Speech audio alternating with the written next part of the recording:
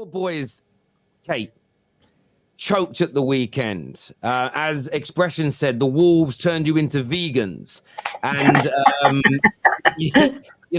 it was a bad day in the office. And that door, but you and Villa recently have been opening up that door for Man United to try and step into. What went wrong for Spurs? Blimey, it'd be quicker to say what went right, I think. I don't even have the answer. I mean, I've stuck by Ange's, if you can't do plan A, we haven't got plan B, it's to do plan A better, but I don't think it's working. People are saying he hasn't got the tools. Well, fine, but then adapt your system to suit the personnel that you've got. It was clear to everyone to see straight away it wasn't working. We had poor only Doggy out. I would have played Van de Ven, Romero, and Dragusin at the back and brought the fullbacks forward. It was just a disaster class, No balls were coming into the box. Our wingers absolutely clueless. We played narrow. Sonny didn't get a look in. Richarlison needs to be dropped and Sonny put in the middle. I could go on and on. It was just an absolute disaster. But I truly believe if he does not make changes to this system between now and the end of the season, this will actually be a recurring thing. Now, I'm not one of these people that's Ange out, not at all. You look at Arteta, Klopp, they all both finished 8th in their first season. It's going to take time, but we seem to be going backwards, and I don't understand why. The only thing I can say is I think the first 10 games, I've said it all along, I think we was in a false position. We were never top of the league. We were never league title material, but Spurs fans being reactionary and like they were, a lot of them's expectations went through the roof and got carried away. Everyone's so desperate for glory because it's been so long, and I think the expectations just really have come crashing down, and now everyone's having a meltdown. I mean, the meltdowns I've seen this weekend over this loss have been phenomenal. I've just never seen anything like it. You would think we lost 10-0 the way it's gone. It's a project. There's always going to be ups and downs. I just think it needs time, but it's the same thing I say every single time. We've got no squad depth whatsoever. And unless he gets backed, he's going to end up getting sacked this time next year and we'll be back to square one. And that's how I see it. I just think you know why there's meltdowns is because certain fans are cashing checks that they can't actually back. You know what I mean? They're trying to cash these checks that they can't back because their players and your team, you're right. It's your first season under a new manager, and a lot of you don't have the squad depth of a Liverpool, Arsenal, or City. And some of your boys or some of your fans have been putting Arsenal comparisons and title talks in their mouths. And it's like now that they're coming back down to reality, it's going to hit them quite hard. And it's a little bit of a humbler, that I would say. But yeah, Wolves, this is what they do. Somehow they always get points off you guys year in, year out. It's just one of your bogey teams. You could have, if I was on the show on Friday, I would have probably predicted that they beat them 2-1. I did that on my own show on the other day. And Kate, you're spot on. You're not going to get corn for this, but a lot of your fans deserve this because they were trying to say that their players, they have the best center back in the league. Madison is the best midfielder in the league. I'm hearing all these stories. I'm hearing Ange Postecoglou is one of the best managers. He has been found out already, and he needs to slightly tweak his system to get the best out of what he has. Because from now to the end of the season, if you don't make slight changes and you consistently try to play the exact same way, eventually there's going to be enough of a sample size to figure out how to beat you. And I'm not saying the way Wolves beat you is going to happen consistently every single week, but you're slowly starting to get found out. He might not have the players to make the substitutions to impact the game, but I'm not seeing the changes to in game to actually make the team better. I'm seeing changes to actually make the team worse, where players who come on end up costing you goals late in games that cost you the games. So is that more on Ange Postecoglou or is it on the players? Either way, your team is not good enough. And at this point, you're going to be in a top 4 battle. And I was hearing title race a couple months ago. Now you're 3 points behind Manchester United, who some people were calling finished. So don't finish 3 points in front of Man United. 3 points, and they're behind you by 3 points. That's what I meant to say. I mean, I think, people, you can't win in the Tottenham fan base because if you criticise the team or you criticise Ange, then you're plastic or you're a gooner. And if you say everything's great, then you're, false positive and all this crap.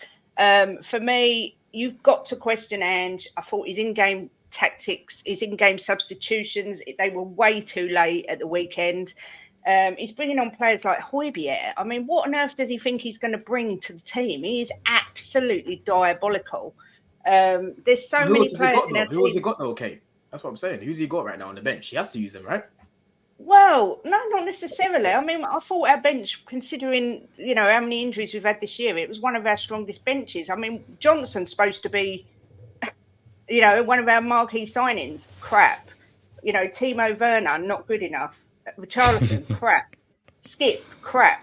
Højbjerg, crap. This is what I said at the start when all these, like, guys were coming on saying, we're going to win the league, we're going to win the league. No, with these sort of players in your team, Emerson Royale, I mean, I don't even know how he's managed to convince people he's a footballer. He's absolutely diabolical. But how anyone in their right mind thought for any split second that we could have a title charge is beyond me. We are absolutely miles off of Liverpool, Arsenal, and Man City. Sorry. I want to throw a question out to the panel. You said something, Kate, in your opening statements about you're going backwards. Igal has said that you have been found out. I want to throw that out to the rest of the panel. Do you feel Spurs are regressing slightly based on their early season form? You know, they're in fifth now. Man United, you know, maybe against all odds here, are closing in on them. And there's a lot of people that spoke about how, you know, they're not going to take 3 years to build a squad. Ange has done in 10 games what it took Arteta 3 years to do. It's embarrassing for all other clubs. Are we now seeing a leveling out in that? Are we seeing a slight regression before they progress again now? No, for me, I think basically the point that Kate made is very important. It's like a footballing point. Because there are two ways of managing. Plan A. If you lose the game, you didn't do plan A well. If you do plan A well, we will win the game. Or, like a Mourinho, adapt. I've got a plan A, plan B, plan Z. What Ange's doing, it's fine. Like, we can't just ignore how amazing Tottenham were for those early games in terms of the football they were playing and how effective they were. I just think Ange needs to realize that plan A philosophy only works when you've got a quality squad. So Pep can afford to be that plan A manager because he knows that I have an amazing squad and quality guys to now bring in. But when you now have the likes of a Bissouma, he's now going to AFCON, Son going to the Asia Cup, and you have a thin squad, and you have literally the stingiest chairman on planet Earth. You have to take a step back and be like, you know what? I need to have a plan B because at the end of the day, all that matters is getting results. Cool, let's have this general philosophy, but there needs to be a time where look at the game and say and let me just try and tweak things. So no, I think it is short-sighted just to be reactionary and be like, oh my gosh, he's been found out, sort of my trash. No, like they've hit a brick wall. And all because they've hit a brick wall now, you can't just make an overall statement that, oh, they're now done. It's now up to him to be like, you know what?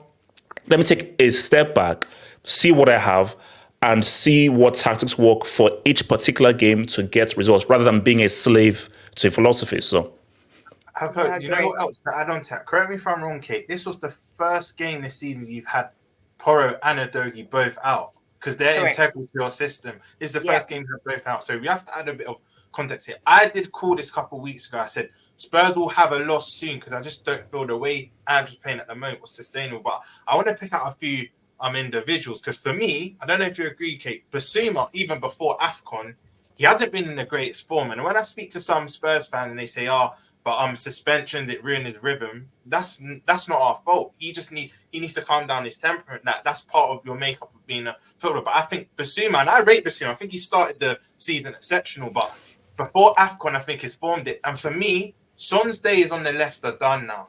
And I know you can't just drop Richarlison because he's been in good form.